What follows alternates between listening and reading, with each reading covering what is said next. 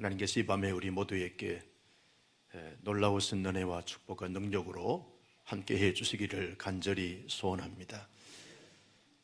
바울 시대나 오늘의 공동체의 모습을 보면 세 종류의 사람이 있는 것을 보게 되었습니다. 그 첫 번째 부류의 사람은 모든 것을 긍정화해서 긍정적으로 보고 말하고 그리고 살아가는 사람이 있는 것입니다.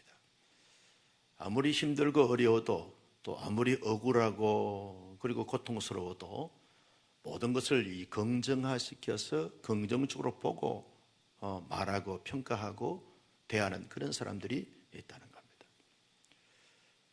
그럴 수 없는 그런 형편과 처지였음에도 불구하고 충분히 부정적으로 생각하고 말하고 행동을 한다 할지라도 정당하다, 합당하다, 마땅하다 그렇게 말할지라도 이 사람은 늘 긍정화시켜서 긍정적으로 말하고 그리고 행동하게 되어진다는 거죠. 이런 사람이 공동체를 세우고 사람들에게 복이 되고 덕이 되고 그리고 많은 사람들을 복되게 하는 것을 보게 되었습니다. 또 하나의 사람은 무관심의 사람입니다. 아무리 좋은 행사들이 있고 귀한 행사들이 있다 할지라도 전혀 관심이 없습니다. 무관심한 것입니다. 자기밖에 모르고 자기 이외의 다른 것에 대해서 전혀 관심을 두지 않습니다. 총동원주의를 한다 해도 전혀 관심이 없습니다. 앞장서 우리 교육자들과 교구장과 지역장, 순장들이 알아서 할 거지 나는 전혀 상관이 없다고 라고 생각하는 이런 어떤 태도와 자세는 무관심한 그런 사람들이다 라고 말할 수 있습니다. 교회에서 중요한 사역을 하고 큰 사역을 함에도 불구하고 아무런 관심이 없습니다. 관여하기도 하지 않습니다. 무관심의 사람, 이런 사람들이 있는 것을 보게 됩니다. 이런 무관심의 사람은 아무런 역사를 일으킬 수 없습니다. 아무런 일이 나타날 수가 없는 것이죠. 세 번째 부류의 사람은 모든 것에 대해서 부정적으로 말하고 평가하고 행동하는 사람들이 있습니다. 충분히 긍정적으로 말할 수 있고 그리고 사람들에게 기분 좋게 할 수 있음에도 불구하고 그 DNA 자체가 부정화되어져서 모든 것을 부정적으로 보고 말하고 평가하는 사람들이 있습니다. 그저 마음만 먹으면 부정적으로 마음을 먹고 말만 하면 그저 원망과 불평하고 부정을 계속 토해내는 사람이 있습니다. 이런 사람은 결국 파괴적인 그러한 행동을 하게 되어지고 공동체를 아주 이렇게 힘들게 어렵게 하면서 많은 상처, 많은 아픔과 많은 고통을 지체들에게 주는 그런 자들이 있는 것을 보게 되었습니다. 여러분, 하나님은 이런 사람들을 기뻐하지 않지요. 하나님은 이런 사람들에 대해서 전혀 기대감을 두지 않는 것을 보게 되었습니다. 하나님은 늘 긍정적으로 보고 선함으로 보고 대하기 때문에 그렇다는 거죠. 여러분, 에덴 동산에서 아담과 하와를 하나님이 창조하시고 에덴 동산에서 모든 것을 행하게 하시면서 하나님은 보시기에 좋았더라. 인간을 창조하시고는 보시기에 심히 좋았더라. Very good 그랬습니다. 하나님은 선하신 분입니다. 하나님은 늘 긍정적으로 보는 것이죠. 그래서 긍정적으로 보기 때문에 예수님을 이 땅에 보내주셨고 예수님이 우리의 대속의 제물이 되어주신 것을 볼 수 있습니다. 여러분, 바울이 2차 선교여행 때 고린도 교회를 개척을 하지 않았습니까? 브리스길라 아굴라 부부와 함께 동력해서 약 1년 6개월에서 2년 걸쳐서 고린도 교회를 개척을 했습니다. 고린도 교회를 개척하고 난 다음에 교회가 많이 부흥하고 성장한 가운데서 이제 3차 선교여행을 하기 위해서 에베소를 거쳐서 안디옥으로 돌아왔습니다. 안디옥으로 돌아와서 이제 3차 선교여행을 에베소를 거점으로 해서 선교사역을 하는데 고린도 교회에서 들려오는 소식이 이렇게 바울에게 감동이 되거나 기쁨이 되거나 기대감이 되거나 행복이 되는 이런 소식이 아니라 바울에게 말로 다 할 수 없는 아픔과 상처를 주는 이런 말들이 들려오게 했다는 거죠. 교회는 사분오열되어지고 엄난한 이런 지체들이 많아지게 되면서 우상숭배하게 되어지고, 교회 문제를 가지고 세상의 법정에 고소하고 고발하고, 그리고 은사 문제를 가지고 서로 시기하고 질투하고 폄하하고 무시하고, 이런 교회가 완전히 세상 집단보다 못하는 만신창이로 만들어 놓은 이런 이야기를 듣고 바울이 급하게 고린도를 방문합니다. 고린도를 방문했더니 문제를 해결하고 문제를 처리하기 위해서 방문을 했는데, 고린도 교회 성도들이 바울에 대해서 세 가지 부류의 사람들이 행동을 하겠다는 것입니다. 다수의 교인들은 바울에 대해서 아주 호의적입니다.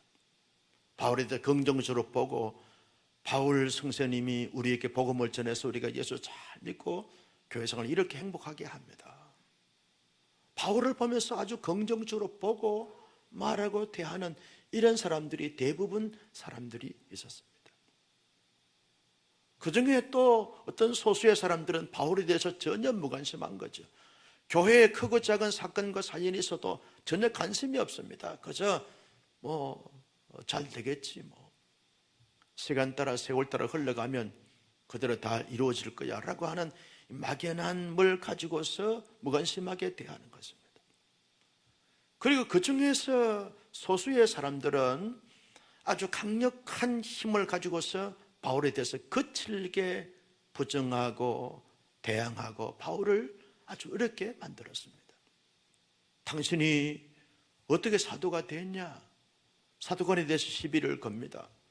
사도가 아닌 사람이 증거한 복음을 우리가 제대로 믿을 수가 없다. 당신이 그동안 했던 모든 사역을 다 불신할 수밖에 없다라고 바울에 대해서 거칠게 대항하고 바울을 어렵게 만들고 고통스럽게 만드는, 바울에 대해서 아주 인간이 할 수 없는, 성도가 할 수 없는, 교회가 해서는 안 될 그런 악한 행동들을 바울에 대해서 하고 있는 사람들이 있게 되어진 것을 볼 수 있습니다. 그들로 말미암아 바울이 급하게 고린도를 떠나서 에베소로 돌아옵니다. 에베소를 거쳐서 이제 마게도니아로 가서 고린도 후서 말씀을 기록하겠다는 거죠. 고린도 후서 말씀을 기록하면서 바울이 자기에 대해서 아주 못되게 거칠게 아주 이렇게 악하게 굴었던 사람들에 대해서 바울이 심한 상처와 근심을 가지겠다.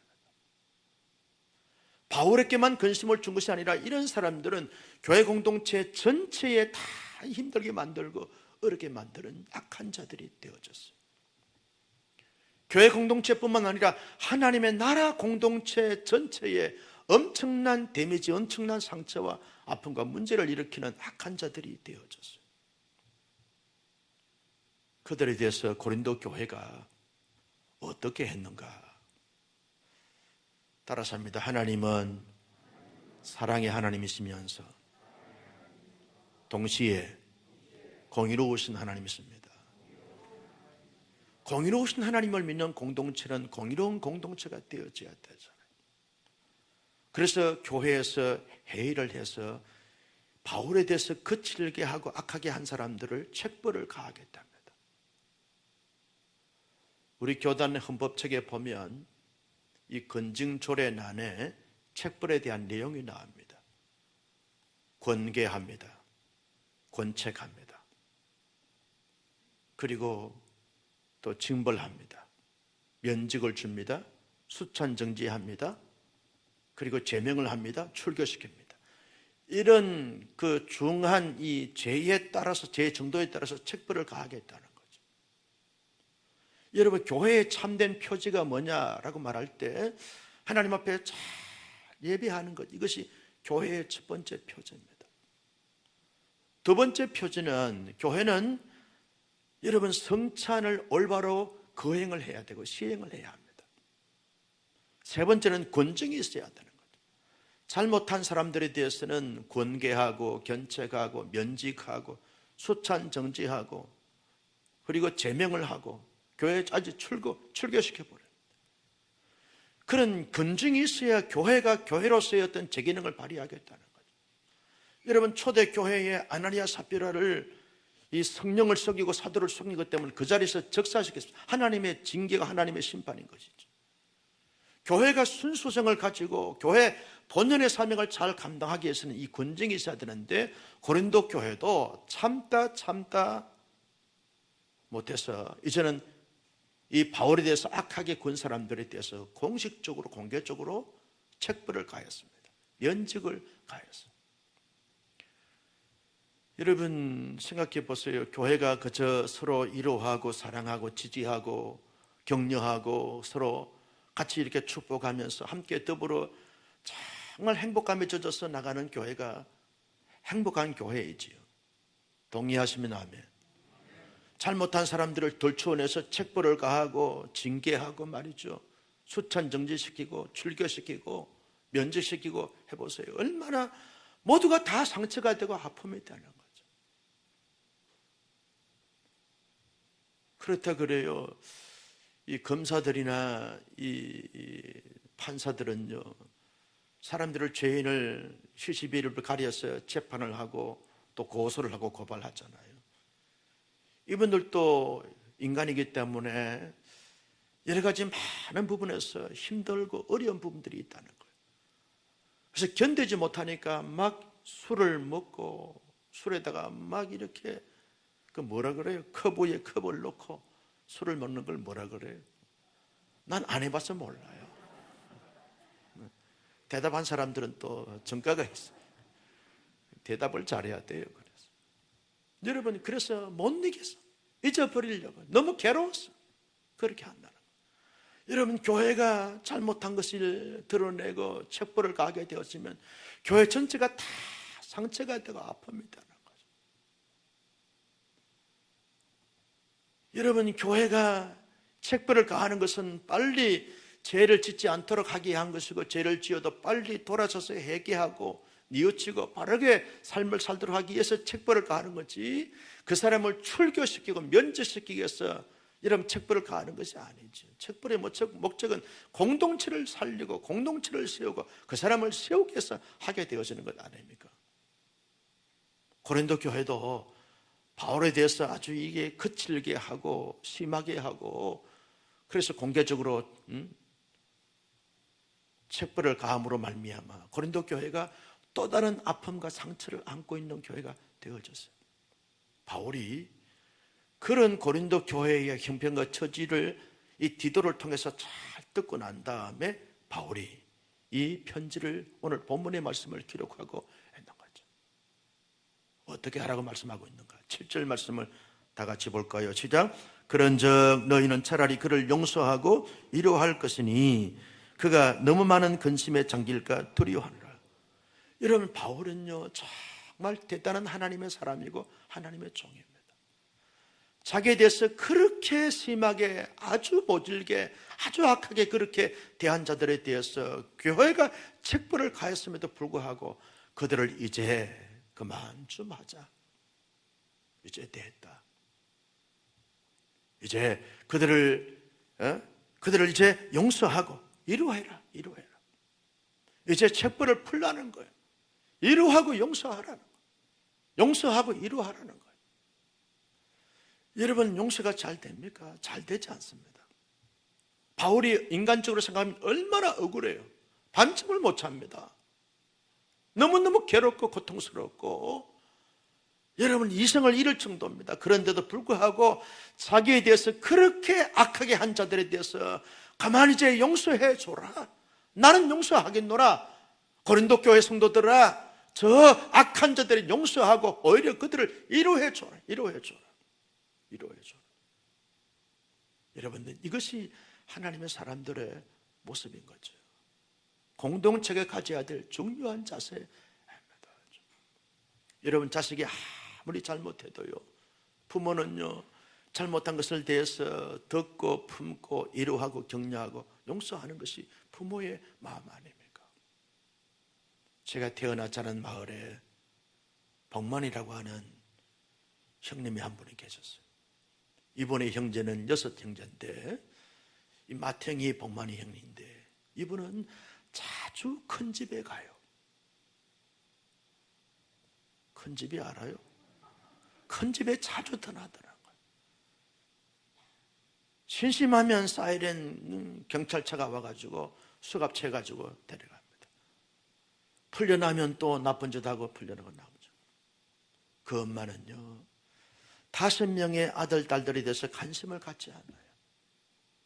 그 어머니는 복만의 형님을 향해서 달 울고 면회가고 부끄럽게 여기지 않아요.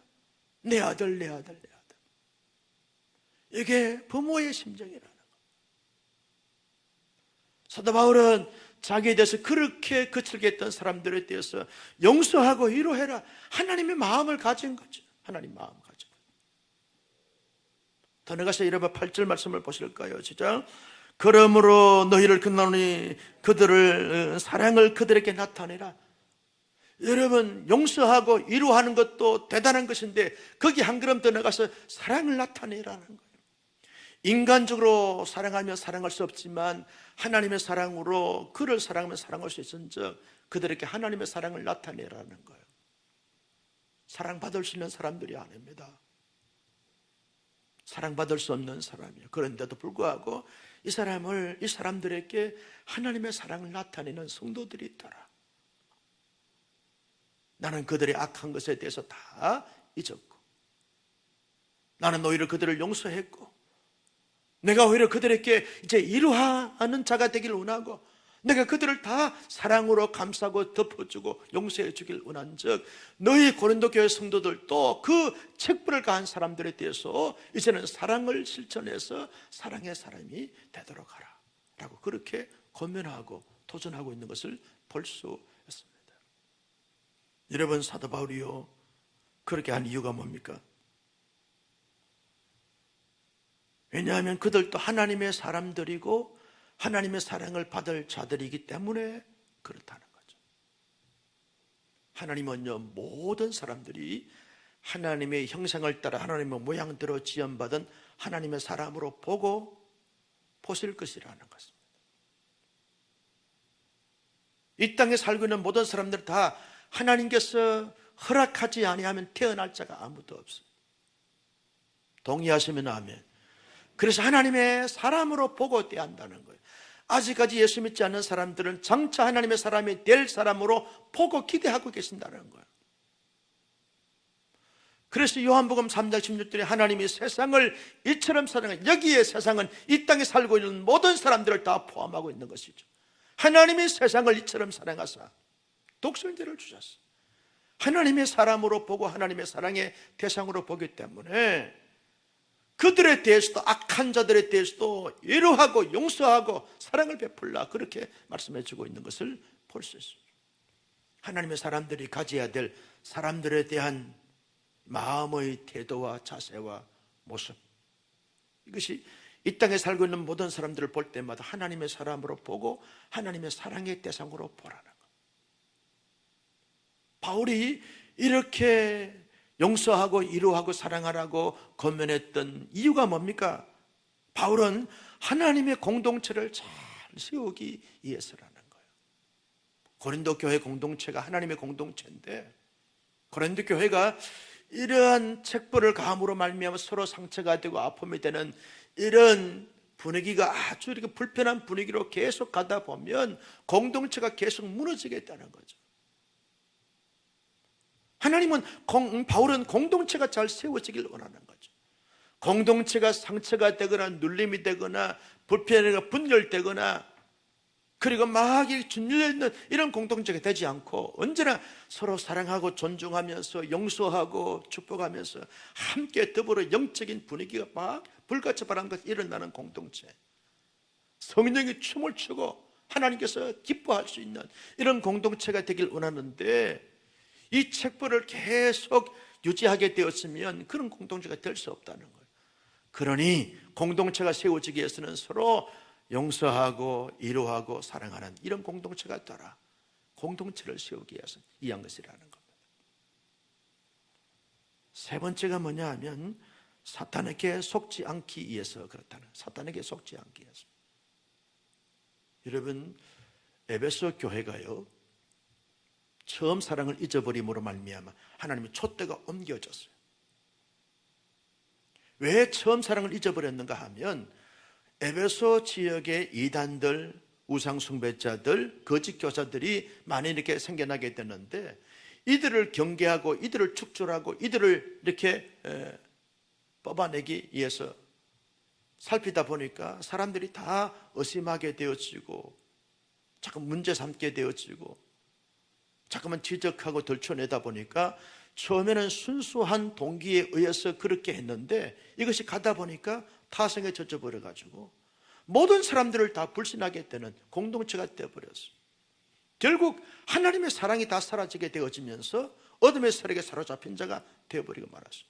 그래서 촛대가 옮겨져서 에베소 지역에 전염병이 돌고 에베소 지역에 지진을 허락하심으로 말미암아 다 건물이 살아남지 못하도록 다 세우지 못하고 다 흔들어 버렸어요. 폐허가 된 도시로 만들어 버리고 말았어요. 여러분, 교회도 이런 불편한 이런 책벌을 가하는 것을 계속 오래 가다 보면, 처음에는 교회의 순수성을 세우기 위해서 한다고 했는데 이것이 오래 가다 보면 사람들의 마음이 다 다쳐버려요. 사람들의 마음이 다쳐버리다 보면 성령이 자꾸 이렇게 소멸되게 됩니다. 그러다 보면 어둠의 세력들에게 사로잡히게 되어져요. 교회가 성령의 충만함과 은혜가 충만한 공동체가 되어야 되는데 사단이 충만한 교회가 되어버리게 된다는 거예요. 사탄의 밥이 되어진다는 거예요. 그래서 바울이 말합니다. 빨리 용서하고 오히려 위로하고 오히려 사랑의 공동체로 잘 만들 것을 말씀해 주고 있는 것을 볼 수 있습니다. 성도 여러분, 이 본문이, 이 말씀이 오늘 우리에게 주는 영적인 교훈이 뭡니까?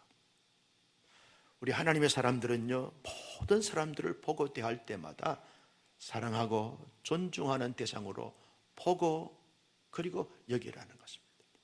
따라서 합니다. 모든 사람들을 사랑하고 존중하자. 내 마음에 들든 들지 않든, 내게 원군이 되든 방해꾼이 되든 상관없이 모든 사람들 볼 때마다 하나님의 사람으로 보고 대하면서 존중하고 존경하라는 거예요. 오늘 오전에도 많은 성도들이 나와서 함께 예배를 드렸어요. 고백을 자주 했어요. 이 저녁 시간에도 고백할게. 옆에 사람 보면서 당신이 어떻게 하든지 나는 당신을 사랑하고 존경할 겁니다. 시작. 할렐루야. 당신이 내게 어떠한 짓을 한다 할지라도 내게 긍정적으로 대하든 무관심으로 대하든 부정적으로 대하든 상관없이 나는 당신을 볼 때마다 하나님의 사람으로 보고 하나님의 사랑의 대상으로 보고 존중하고 존경할 것입니다. 이 고백을 가지고 사람들을 보게 되면 사람들이 다 좋아져요. 할렐루야. 다 귀하게 되어지는 거예요. 이게 교회가 참된 교회로서의 참된 모습이라는 거죠. 세상에서는 그런 공동체가 있을 수가 없습니다. 그런데 교회 공동체는 그럴 수가 없어요. 모든 사람들을 볼 때마다 그저 하나님의 사람으로 보고 사랑하고 존중하고 이해하고 섬김의 대상으로 사랑의 대상으로 보고 대하면서 관계를 갖는 거죠. 여기 하나님의 놀라운 은혜가 있는 것을 우리가 경험하게 되었습니다. 나는 여러분 다락방 안에서나 또 부서 안에서 또 기관 안에서 교회의 크고 작은 일들을 할 때마다 사람들이 요즘처럼 예민한 이런 때가 없을 정도로 예민한 이런 시국에 우리가 살고 있습니다. 이런 예민할 때 보면 조금만 불편하면 막 터져버리는 이런 어떤 시기에 살고 있는데, 이때 말이죠, 우리 마음속에 늘 하나님의 은혜와 성령의 충만한 가운데서 모든 사람들을 볼 때마다 하나님의 사람으로 보고 사랑의 대상으로 보면서 사랑하고 존중하면서 이 땅에서도 하나님의 영광스러운 영원한 나라를 경험할 수 있는 공동체입니다 라고 고백할 수 있는 우리 모두가 될 수 있기를 주님의 이름으로 축복합니다. 지난주에 보니까 우리 교사들이 강습회 다녀오고 하는데 이제 학생회도 수련회 앞두고 있고 주일학교도 이제 성경학교 성경 캠프 앞두고 있는데 이 교육자들과 교사들이 말이죠, 서로 상의하고 논의하다 보면 예민해질 수 있어요. 모든 교육자들과 교사들이 그저 하나님의 사람으로 보고 사랑의 대상으로 보면서 존중하고 존경하면서 함께 위대한 걸작을 만들어내는 올여름 교회 행사 모든 행사가 될 수 있기를 주님의 이름으로 축복합니다. 하나님 이걸 기뻐하는 거예요. 서로 미워하고 시기하고 질투하고 분열하고 분쟁하고, 하나님 차라리 안 하는 것이 훨씬 더 영적으로 유익한 거예요. 목사님 우리 기간이 너무 행복합니다. 너무 좋습니다. 그러면 내년에는 제주도 보내줄 거예요. 아멘을 안 하니까 안 보내줘요. 여러분, 중요한 것은 교회 안에서 모든 사람들 볼 때마다 내 마음에 들든 들지 않든 간에 하나님의 사람으로 보고 대하고 하나님의 사랑으로 사랑하는 이런 공동체를 교회에서 깊이 경험하고 체험해야만 이런 체험되어진 사람들이 세상에 나가서 그와 같은 삶의 모습을 가지고 살아가게 되어지면서 이 세상 가운데서도 하나님의 나라를 경험할 수 있는 세상 공동체를 만들어갈 수 있는 자가 되어진다는 것입니다. 두 번째 교훈이 뭡니까? 따라서 합니다. 용서하고 용납하라. 여러분, 우리가 살다 보면 상처를 주고 상처를 받을 때가 있어요. 왜냐하면 나도 완전하지 못하고 그도 완전하지 못하기 때문에 그럴 수 있어요. 목사가 아무리 잘해도 목사 때문에 상처받은 사람들이 있어요. 그지요? 안 그집니까? 상처받을 수 있어요. 여러분들이 아무리 잘해도 여러분들 때문에 상처받을 교육자들이 있고 목사가 있을 수 있어요. 이것이 인간입니다. 다 부족한 사람들이기 때문에 상처 주고 상처받을 수밖에 없어요. 그런데 중요한 것은 상처 주지 않으려고 해도 상처가 될 수 있는 사람들이 있다니까요. 목사가 그냥 석 지나갔어. 우리 목사님은 나를 무시하네. 상처가 된다는 거. 전혀 무시하지 않아요. 목사가 무엇 때문에 여러분들을 무시하겠어요? 여러분 정말 사랑합니다. 믿어주시기를 바라요. 그런데 상처받는 사람은 상처가 된다니까요. 여러분, 목사가 이제 성도들 나갈 때 배웅을 하잖아요. 목사한테 미소를 짓지 않고 새처럼 해가지고 상 나가면 상처받아. 저 인간 또 상처받았구나. 내가 상처가 되는 거예요. 상처 안 주려고 그래도 상처 주고 상처받을 수밖에 없어요. 이게 인간이에요. 중요한 것은 바울이 고린도 교회 성도들이 말했던 것처럼 서로 용서하고 이루하라라고 하신 말씀처럼 서로 용서하고 이루하는 것. 당신이 어떻게 내게 하든지 간에 나는 당신을 용서하고 용납할 것입니다. 이게 하나님의 사람들의 입에서 거침없이 고백되어지고 선포되어져야 하는 것. 가정 안에서, 교회 안에서, 사회공동체에서 용서하고 용납하는 이런 성숙한 하나님의 사람들이 되어질 때 고린도 교회의 문제를 답습하지 않는 새로운 고린도 교회, 성숙한 고린도 교회처럼 공동체를 세울 수 있는 사람들이 되어지게 되어진다는 거죠. 여러분, 세상 사람들은요, 맥주 한 잔 갖다 놓고, 야, 내가 잘못했어. 너 그러면 안 돼. 그래, 미안해. 우리 풀자. 다 풀어. 그 다음에 네 것이 없어. 더 이상 거론하지가 않아. 교회는 꽁! 해가지고 10년, 20년, 30년 가고 천국 갈 때까지 가지고 와서 천국 가서 가져가면 하나님이 야, 좀 풀지 그랬냐? 그렇게 쫌상이라고 살다 왔냐? 라고 그렇게 말하실 수도 있을 수 있다는 거예요. 여러분, 다 용서하고 다 풀고 다 해결하고 다 원활한 관계로 용서하고 용납하는 이런 멋진 성숙한 신실한 하나님의 사람으로 살아갈 수 있는 우리 모두가 되기를 주님의 이름으로 축복합니다. 예수 믿는 사람은 꽁하는 사람이 돼서는 안 돼요. 예수 믿는 사람들은 쫌상이 돼서는 안 되는 거예요. 예수 믿는 사람은 언제나 하나님의 마음과 하나님의 품격을 가지고 모든 것을 용서하고 용납하는 이런 거성과 거장이 돼야 되지. 조그마한 거 가지고 말이죠. 꽁한 사람들이.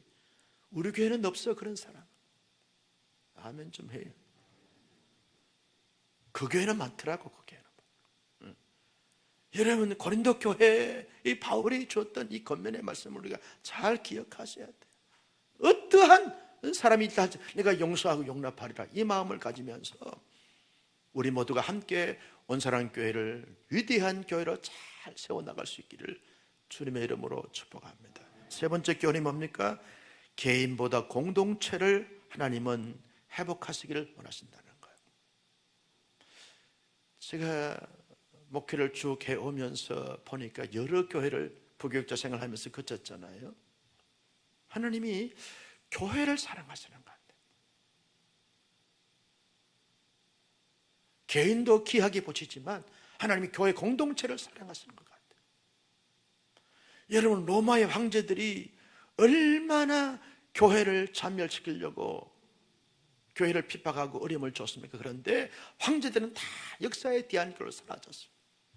심지어 로마의 제국까지도 하나님이 다 역사의 대한 길로 사라지게 만들었어요. 그런데 교회는 로마의 황제의 핍박 시대에, 환난 시대에 그때 더 절익을 키웠어요. 야성을 키웠어요.